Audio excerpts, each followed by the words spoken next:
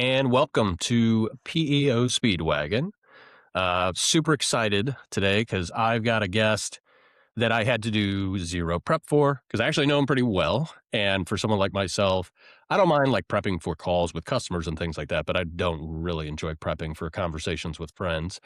Excited to, you can already see him, Kasey Devine of Entravia and LinkedIn fame. Welcome to the show, bud. Thank you. I appreciate it. I'll take the LinkedIn fame. The Entravia thing's more recent, but the LinkedIn thing's been going on for years, man. Yeah, you've got a presence there. So, people have seen your I'm face glad to before. join the Speedwagon.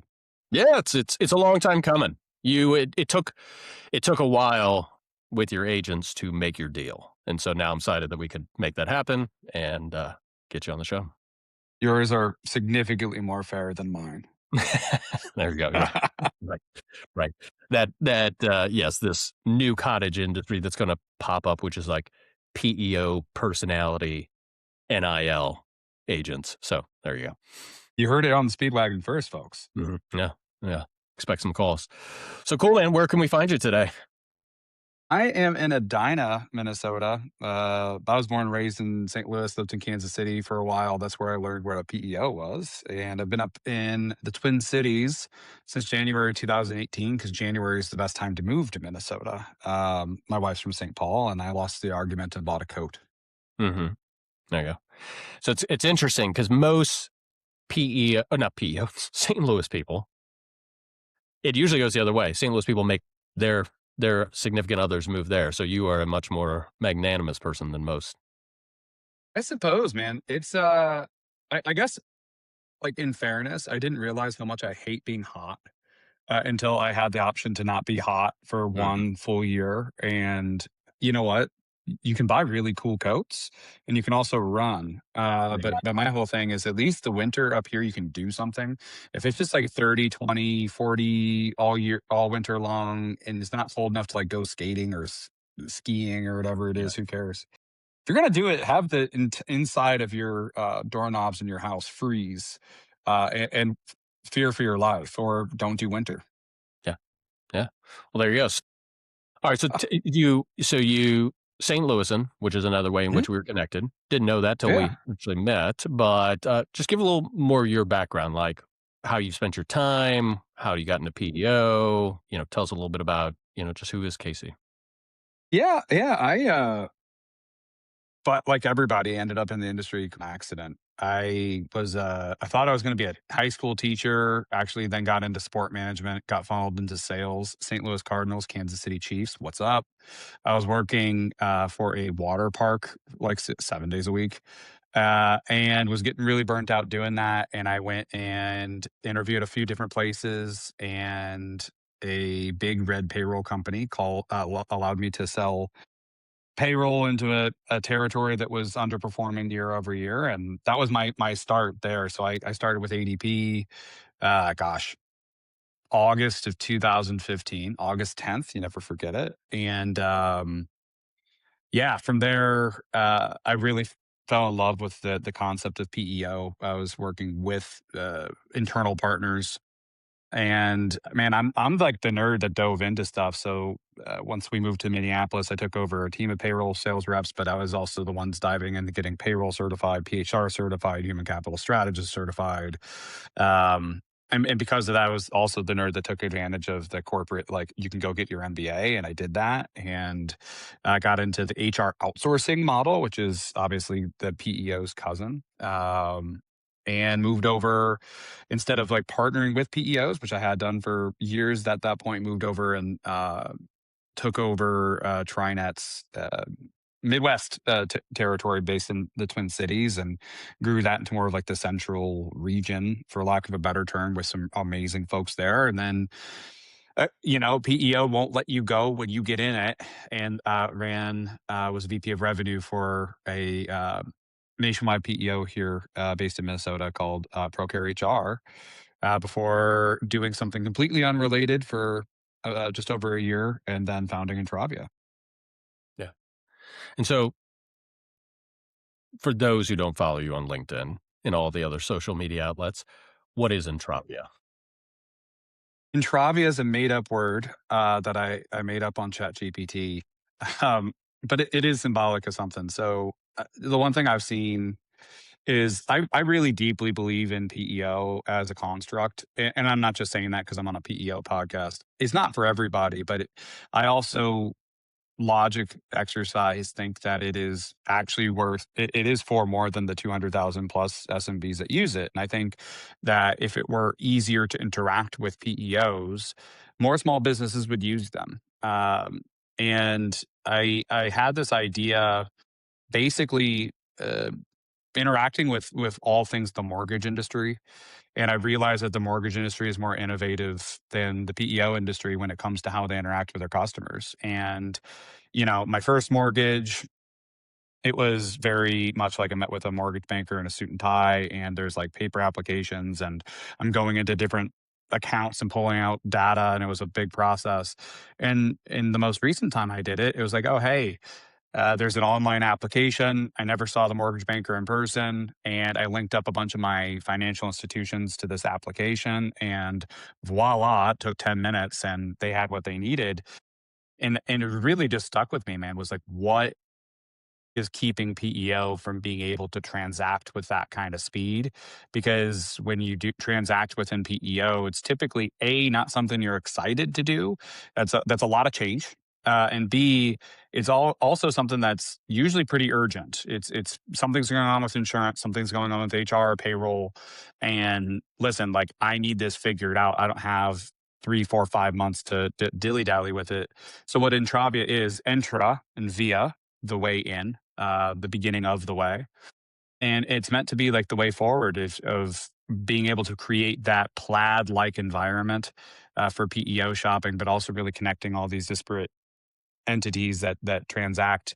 I also think, part of Intravia is addressing the uniqueness of the PEO market. There's over 500 PEOs. It just depends on which ones started up this week and which ones got acquired, which happen almost every week if you follow enough news.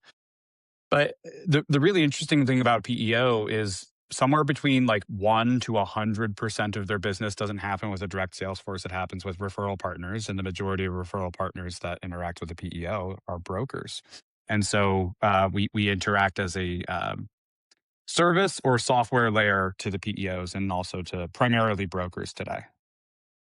Yeah.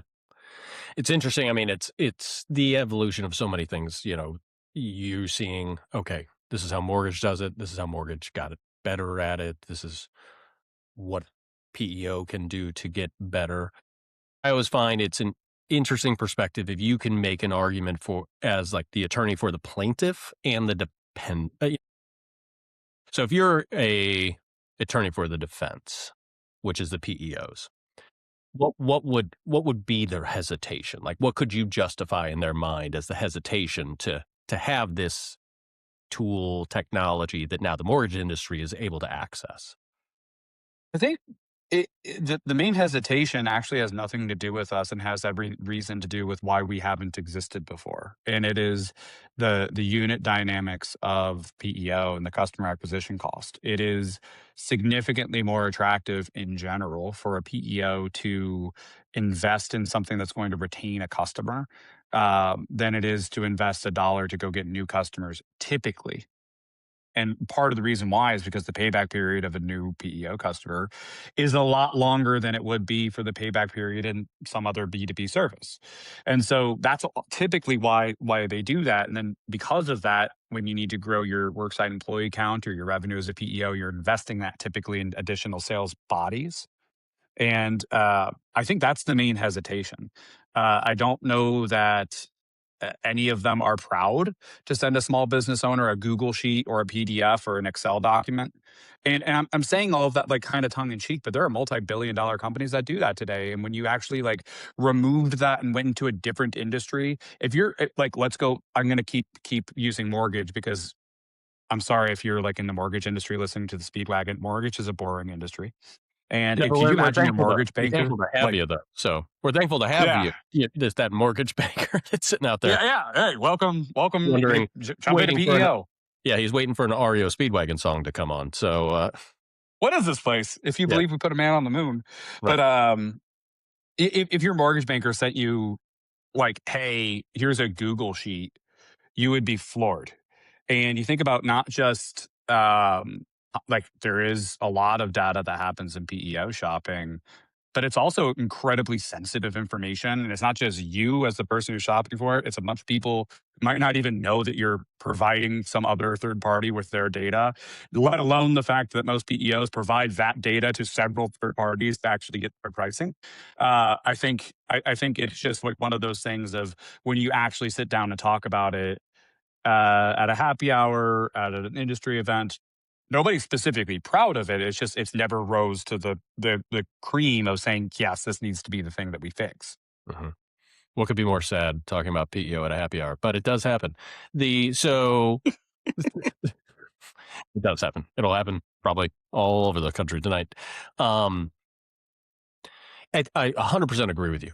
You know, that customer acquisition cost is super high. PEOs keep dumping money into customer acquisition via direct sales forces, but the more profitable state comes down the road for them. Is that, in your opinion, why now? Because when they get to that more profitable state, they want to protect it. The customer acquisition cost is naturally kind of come out of the equation to a degree.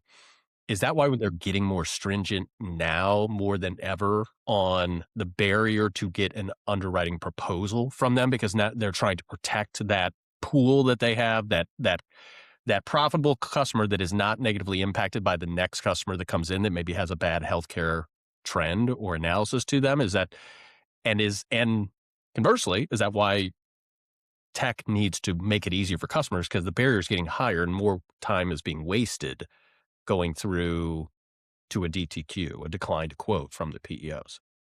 I think so. And for any listener who doesn't follow me on LinkedIn, you will now learn I usually communicate in semi humorous metaphors Mhm. to prove the point. I have kids. I have a toddler. And when kids, or you, for example, hurt themselves, like if you fell and your knee's bleeding, you're Mhm. typically going to like crutch your knee, you're going to hold it, and you don't want somebody to touch it. And even if you need to put hydrogen peroxide, I hope that's the right word, on the cut to make it better and to bandage it, you're really reluctant to do that because holding on to it, like you typically crutch things that hurt.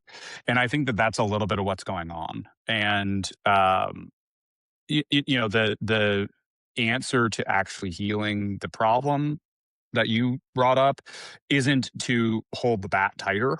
It is to allow the wound to be lanced.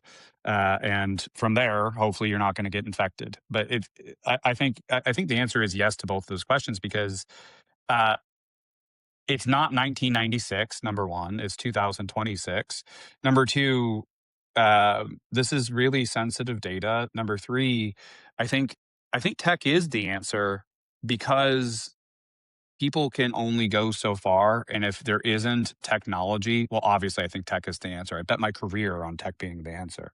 But I think that like if we don't have a reputable, compliant, secure technology that can do this, it doesn't mean that the people that are working in this industry in underwriting, in sales, and implementation, brokers aren't going to use technology. It just means that they're going rogue to use technology and they're dumping this stuff into Claude and ChatGPT and they're going around the company's security protocols, which of course would never happen, but it does. And I think that it is the answer because listen, like AI and SaaS are not going back in the bag, and the unit economics have changed, and it it is really tempting to again focus on acquisition cost, to focus on retention, but like there's only so much that we can do as an industry by focusing on who has the best chatbot in their HRIS.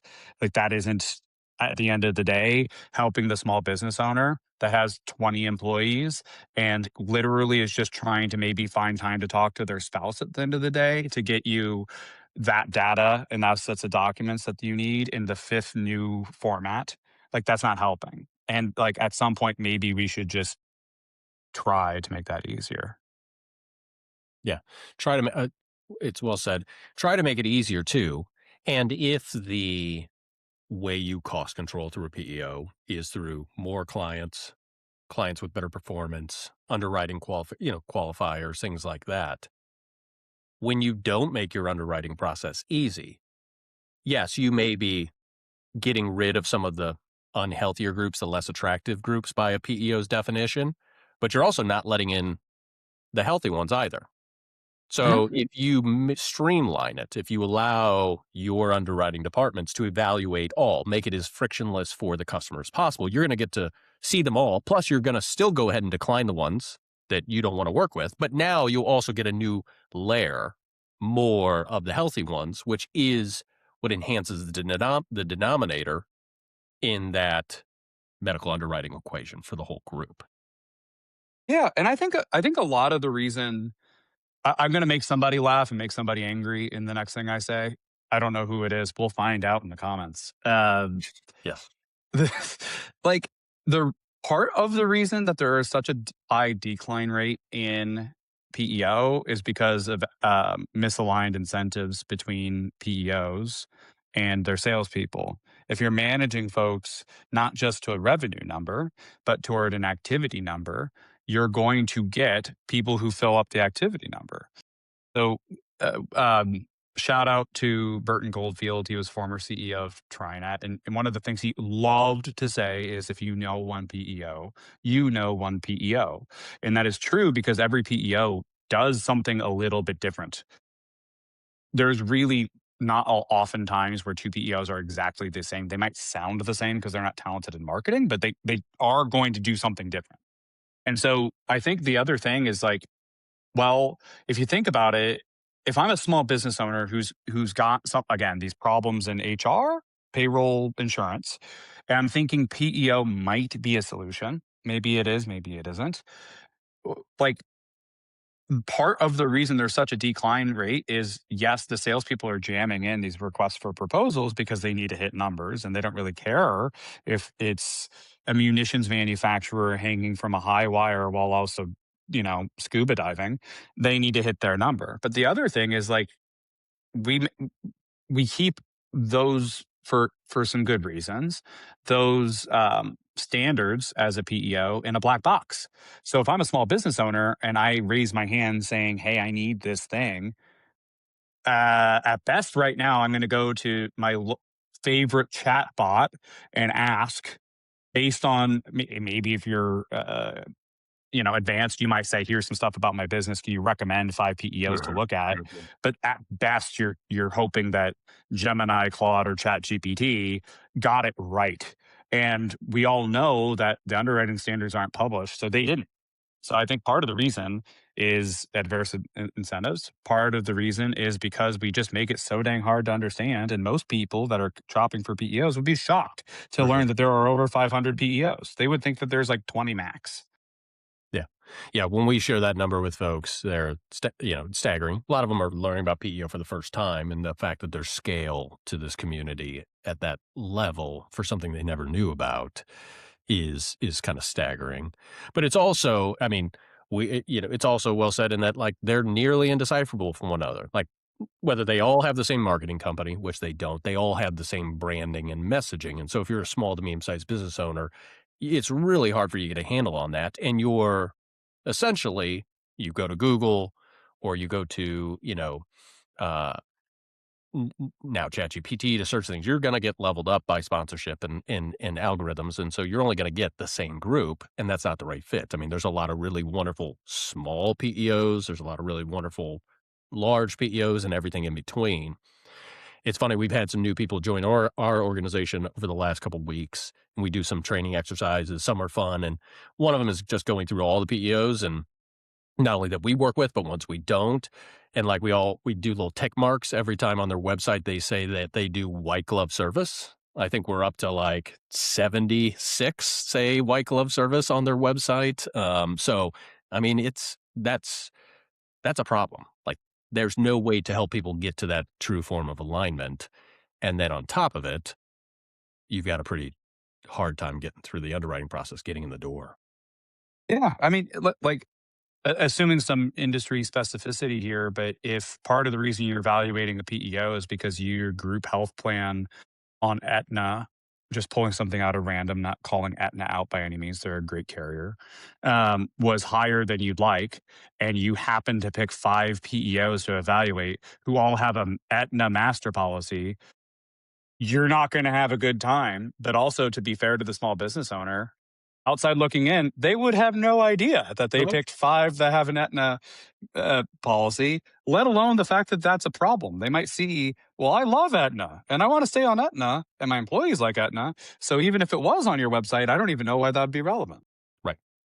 Or you've got scenarios where we've run into PEOs that have tried to start to work with us, and their pitch is nothing about the PEO, it's that they have Cigna. Like, so they're different. You're like, "That's your difference." Also, it's also not terribly compelling, because the rest of it's gotta work too. So, I mean, we're It we're does. we're banging on PEO, which is I think when you're passionate about something, you're naturally going to see these things and wanna do that, but, go back to, why you like PEO so much, how it got in your blood, because that's the thing that we talk it's an odd industry in that, 1, people don't leave, and 2, get uniquely passionate about it in something that, again, is just as much as I love it, it's just generally not that interesting outside of what it can do for small to medium-sized businesses. That's why I'm passionate about it. I mean, like outside of like the story and the how of it, like I founded Entravia because I believe in the dignity of work. It's part of my ethos and my religion, and it's something that I really deeply care about. And I know that the majority of folks that are operating small businesses are really trying to do the best they can most of the time. And statistically speaking, the people who work at small businesses, the average one is a low to middle income American. And we've seen what's going on with rising healthcare costs and rising employment costs. It's hard. And I think that why I'm passionate about PEO is why I'm passionate about Intravia, why I founded a company to support and to serve PEOs and brokers is because something's got to give. And when you see the right alignment on between a small business and the right PEO at the right time and the right model, I've seen it literally be the difference between, I'm not sure how much longer this thing's going to be in business to they're thriving and they're doubling headcount and they're making huge splashes in the community because they're getting so many of these core fundamental parts of the business right. Mhm. I love PEO because the other reason is it is the power of the consumer, um, you know, at the highest level it could be. If Mhm. we get enough like-minded folks together, we can hear our voices be heard. And I think it's really beautiful that in something as important as HR, payroll, insurances, employee benefits, et cetera, that we're able to have that, I think, uniquely American take on it. And that we can band together to not just have me be a small little fish, but to look like a big fish, like you've all seen those optical illusions. Mhm. Yeah, leveling the playing field, giving the smaller organizations a chance to have every opportunity that bigger organizations have had. Uh, yeah, it is. When I talk about it to people, it's a lot of the same things. The ability to enhance the success equation of a small to medium-sized business and, the reverberating effect that that has on employees, their families, the communities in which they reside, it's really powerful. It's an odd thing to associate with impact is like HR, but at the end of the day, it's the business of employment. It is employing people, and people are, what's most essential. Um, Yeah. it's a really cool thing, and that's why I say that's why it is interesting. Like, tongue in cheek, I say it's not interesting. That's why it's super interesting, because you're talking about people, and that's connection and interacting with people and changing people's lives. That's about as powerful thing you can do. You're dead on, and even just the fact that PEO exists is I think a really cool series of what if we did X, and Mhm. and a series of folks taking that ball and advancing it further. I mean, when you think about it, when it's explained clearly, it does make sense, but it has a lot of interesting assumptions that built on each other from individual business models and somebody innovating on that and innovating on that. I think that's a really interesting thing. And I mean, now as a small business owner, I'm ironically not on a PEO today, but with more hiring and looking at PEOs. Mhm. And not having one is really hard. It's really hard, and that is somebody who is, like, literally technically payroll and HR certified. I'm finding it incredibly difficult to do this. So I can't imagine what it would be like if you had no background in it and also didn't like doing it. Mhm. Yeah, it's interesting. It's we've had change in our organization recently, and so for years. I mean, for I've until really now was a part of another early growing scaling company, but really never sat in this entrepreneurial seat the way that I do now with my organization. Um, I think back about the times I sat across from business owners and I'm like, yeah, the cost of turnover, like it's awful, right? Like it's 170% of payroll and it's all of these things. But until you've actually owned a business and kind of gone through changes, turnover, what have you, those numbers don't mean anything. Like you can just say, listen, turnover sucks and it's a distraction. Like, right? And a business owner knows exactly what you're talking about because you've sat in that chair. And they don't need to hear like your American Payroll Association stat on like turnover costs. Like they don't care. They know it sucks. And they know that losing a key employee is really brutal and it creates downtime and lack of productivity and operational efficiencies, struggles. Like that's what is fun about this too. Is like you just get to have real conversations with people who have taken an enormous risk to start a business, and you can have real conversations with them because the struggle is real, and so is all the successes. And like the fact that you can play a part in that, and then you can help people do that, like grow and prosper, is just super cool. That's exactly it. If you're in sales or brokering and listening to this, you can steal this little nugget. But I think it's really interesting because if you're in that industry, you get to exactly what you just said, Ryan. You get to engage with people and talk about business stuff and have interesting conversations that if you were selling insert other B2B service or platform here, you're not going to have the privilege to talk about. But whether you're a nonprofit or a for-profit small organization, it's like you need a product or service people are going to pay you money for. You need liquidity, cash flow, investment, something, and you need to manage that well, and you need people. And I really assert, and I will argue with people that like we've seen really well funded organizations collapse quickly. We've seen great ideas that never made it to the light of day. You look at a number of even life sciences startups that might have had a cure to cancer that because they didn't commercialize right are at the bottom of a scrap pile. But the thing is like if you have those two things, but if you see a group of people that are really well aligned, that are enabled, that are really dialed in and engaged, you rarely see them. You might see them struggle. You don't see them fail, typically. And I that's why I think it's like this isn't something that is just nice to have. This isn't something that is just for big corporate. I think this is actually a unique advantage to small businesses that they get to be nimble and still have the resources like a small or a big organization would have. So I think it's really, really fascinating and a great idea. So where do you think it goes from here? Whether everybody is working with Entravia 100% adoption rate or not, but like where do you see PEO evolving over the course of the next 5, 10 years? I think we will see additional consolidation in the industry. I do. Um, and then I think closer to the end of that 5 year mark, we will see it start growing again. It's always cyclical. Things contract and then they expand as opportunity is there.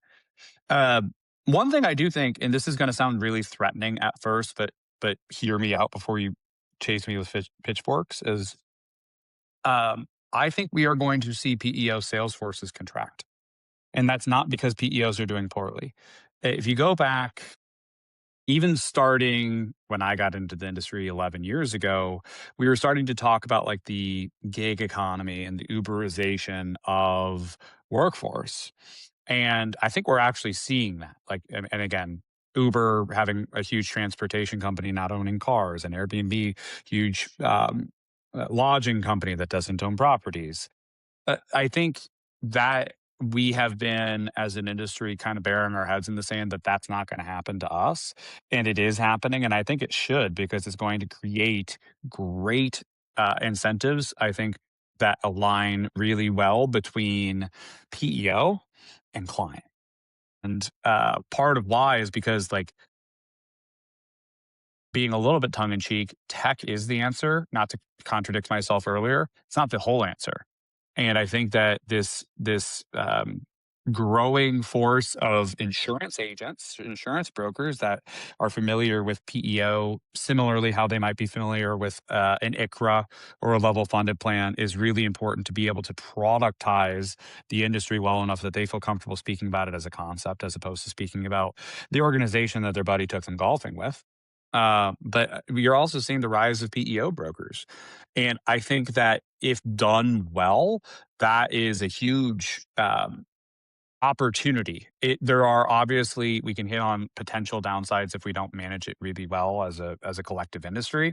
But the Uberization of sales is, I think, a great thing, because if I'm a sales rep, I'm going into, maybe you've heard of PEO, maybe you haven't, but you get looped in, and then listen, the Pareto principle, which is a fancy way of saying the 80-20 rule, applies, where it's, 20% of the business comes from 80% of the reps.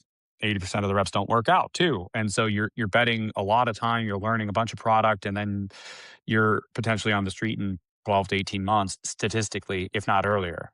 And I think the ability to be able to not just sell for one vendor would be really, really great. If you think about, like, um, if you only had green iPhone cases, that's great. If you meet me, my favorite color is green. My logo is green.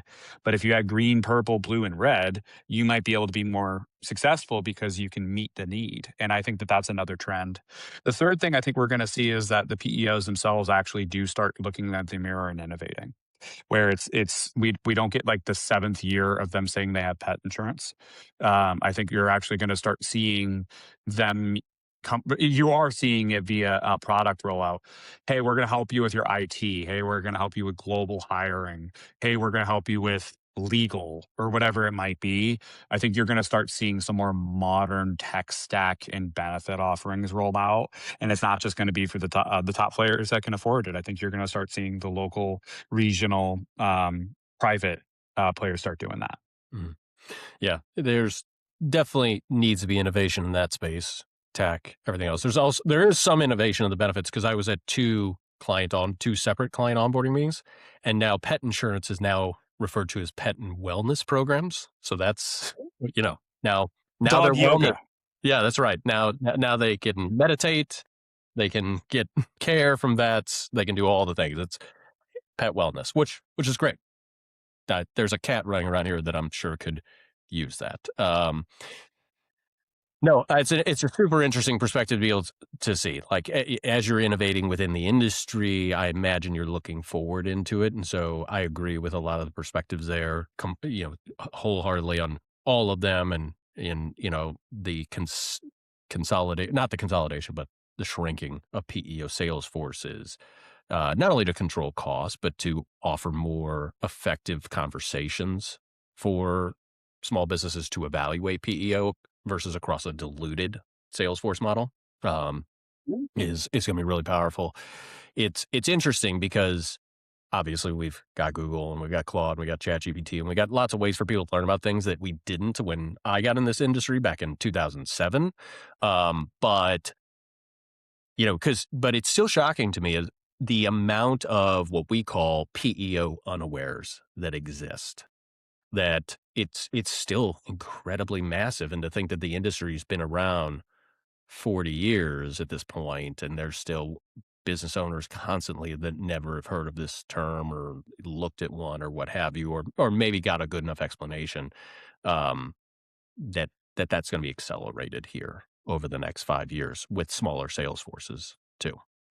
Anecdotally here, but hasn't I'll announce it here. We raised an additional round of funding via venture capital partners.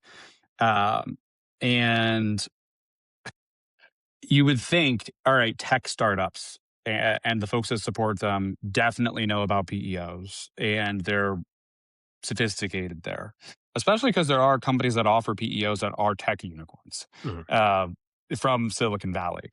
Uh, Anecdotal evidence, but over the last 2 months, I've talked to 60 venture capital firms. The majority of them did not know what a PEO was.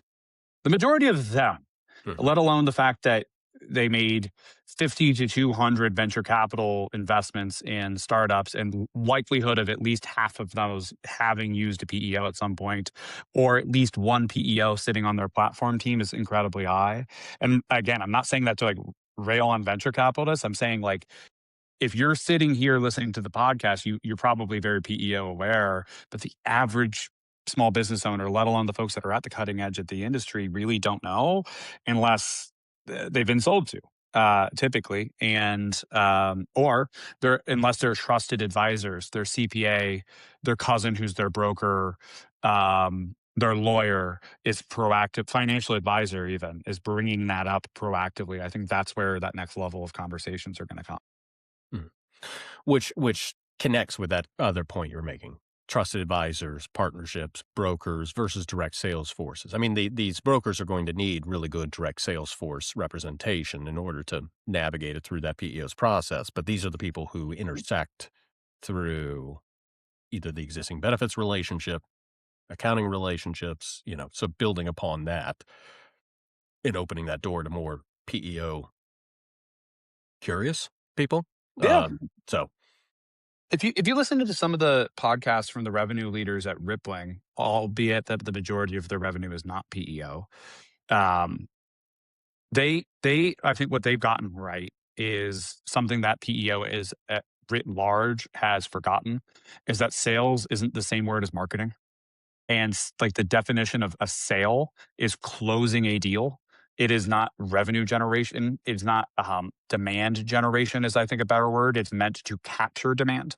And one of the things Rippling has done really well is they have a demand engine. They've talked about it on podcasts. You can go look it up and hear about how they did that. And then they hire folks to close the business when they have enough of a revenue generation engine that warrants that person working 40 hours plus a week to just close that business and walk through demos and do all of that kind of stuff. And I think I think that we're also doing a disservice to really, really great salespeople of like, hey, you need to be an expert in all of these different things that PEO touches. You need to be an amazing business development expert. You need to be able to run partnerships. You need to be able to talk about insurance plans, not being licensed half the time, better than a broker can, or at least as good as it can. And you need to be able to have an enterprise sales process that you distill down into a small business owner. And you need to know how to sell internally because if you don't know how to work your internal channels, you will never get a deal underwritten, let alone get the price and concession you need to get it to close. And then you need to be really good at implementation. And so it's like, all right, if we could just like shorten that down to I need to be really good at representing my company and really, really good at talking about our differentiation and great at closing business when it is aligned, I think that's going to be healthy for the folks who are investing their career to do that too. yeah, yeah. That's fascinating stuff. It's, I mean, to have that perspective that you're sharing, you're very clearly a student of PEO. You do tons of research and reading and what have you. Yes, another accreditation. I'm sure you can go get another thing behind your name. Um, to be able to l- lean into what's going to happen here, and again, all in the spirit of helping small and medium sized businesses. This industry's got to get better. It's got to grow. It's just got to grow the right way because then that will in turn enhance that success equation for those business owners. So you're Positive thinking, note here. yeah, let's hear it. Also, the TAM for PEO is actually going to get bigger. If you buy into the Uberization and the gig economy, the number of small businesses is actually going to increase. And so I think it might not be 20 employee companies, but it's certainly if we could figure out how to work with smaller entities and meet them where they're at, like there are very well going to be two or three employee companies who employees are in two or three different states, let alone countries. And if we can, and that's going to continue growing, if we can meet them where they're at, the number of prospects in your book is bigger in 5 years, not smaller. Yeah. Yeah, it's growing down market, and what's also super exciting is it's growing up market too, because and I think this is what happens in this post-COVID environment. Now you have more disparate workforces. Not only is multi-state grown, but the dilution of what on-site HR used to be able to do. So now you have mindsets, psychographics of a business owner that said like HR's got to be kind of ministered directly. It's human resources, so it's got to be human, and human happens face to face, right? Well, now COVID forced us into an environment where that couldn't happen. Companies stayed that way, or they moved into a hybrid environment, or they started accessing talent in other parts of the country that they previously thought that they couldn't because they had that all in one market type concept. And so now the idea that an HR person has to be walking around the offices, like touching shoulders and talking to people, is gone because they're doing it via Zoom. So now what's it matter that it's a JustWorks person or an Insperity person or an ADP person or my own HR person? It doesn't Mhm. have to be that. And I think that that's moved the cap up because it used to be 150, 200 was the number. And now you've got sizable organizations, 400, 500 employees, where 90% of their workforce is away from the mothership, and HR can now be administered more efficiently through a PEO. So it's cool that it's happening down market accessible because that's larger TAM, up market, larger organizations that can access this, and Mhm. growth for the whole industry. I won't name names to keep everybody confidential and Yeah. copacetic there, but Well, you might be we'll do it surprised if. afterwards. You tell me Okay, afterwards. perfect. Yeah. Yeah, I will. I got you. I don't have you. Um, but there are PEOs that literally won't work with a company unless they have at least 150 employees. And I think that Mhm. might shock people. But there Mhm. are PEOs that regularly only do deals in the several hundreds to several thousands. And you might need to like look a little bit more, but they're probably not in the same watering hole you're in. So if you don't see them, it's because you're looking in the wrong places. Yeah. It's well said. All right. So St. Louis, and we're going to shift gears completely as we wrap this thing up. Please. So what do you think about this little surge for the Cardinals? This like young team that's supposed to be in dead last and is somehow holding it together 40 games into the season. What's your Huge forecast for fan. them? I think they're going to make a run at the wild card, and I think they're going to miss it. Having a hot start is great, but also there is going to be an injury at some point, if we're not injuries, and we are still on rebuild mode, and so they're not going to go pull together pieces to go make a run right now because that would be completely antithetical to what they just did this offseason. And this is at one point I think I made 12 straight opening days. I'm a huge Cardinals fan. I just haven't been following them because they've been irrelevant recently. Not that I'm like a Twins fan. I think they're absolutely doing the right thing, and I really hope that like the it was 11-11, so the 12-26 crowd can calm down, and just be excited that like we're not dead last and maintain that as like we're looking at 27, 28, 29. And you know what? If we make some noise this year, great. But it's about the young bucks Mhm. getting out there and learning some stuff and getting some experience because we don't have Yadier Molina, we don't have Adam Wainwright, we don't have those folks that have been there and done that. This group hasn't been there, done that, and Mhm. chances are we're going to get schooled by people who have, so that we can be better and start schooling them. Yeah. Yeah. It's fun though. It's fun to have some energy around the team. It's My goodness. been a minute since that's been the case. And plus it's like reminiscent of Yes. Whitey Herzog ball, run, hit for doubles, triples, that kind of thing. So that's always more enjoyable than waiting for the 3-run home run. Um, well, bud, this May I was be wrong, and you can shame me for this in yeah. October. I would love it. Yeah, I mean that's something you're happy to be wrong about. You don't want to be wrong about the PEO forecast, but the being wrong about the Cardinals not making the playoffs, that's something that's emotional and intellectual hedging there for yourself. So Been hurt too many times, Ryan. right, right. Well, you're a Mizzou guy too, so you know what that's like. Well, this is great, bud. I like I said, this has been a long time coming. Super excited to have you on to share what you see, which I think will be really not only impactful to folks who check this thing out, but just to where PEO is going. And it's been great having you. Yeah, thank you so much for having me on the Speedwagon. Appreciate it, and look forward to continuing to follow along with the great guests you guys have. Thank you so much. Yeah. Thanks, bud.